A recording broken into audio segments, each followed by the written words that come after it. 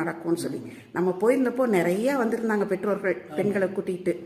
அவங்க எல்லாம் சொன்னாங்க நெல்லி காய் வாங்கி அதை அரைச்சி அதை சாரை எடுத்துகிட்டு வந்திருந்தாங்க. கண்டிப்பாக கடவுளோட அருள் அவங்க எல்லாருக்கும் கிடச்சிருக்கும், எல்லாரும் நல்லா இருப்பாங்க. இது தகவல் தெரியாதவங்களுக்காக இந்த தகவலை பகிர்ந்துக்கிறோம்.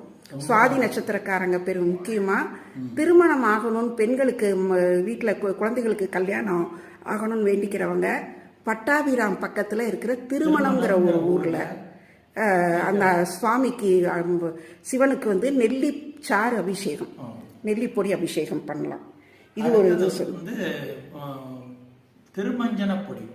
திருமஞ்சன பொடிங்கிறது வந்து இந்த ஆண்டாள் பொடின்லாம் கிடைக்கும், ஸ்நானப்பொடி, திருமஞ்சன பொடின்னு சொல்லுவாங்க.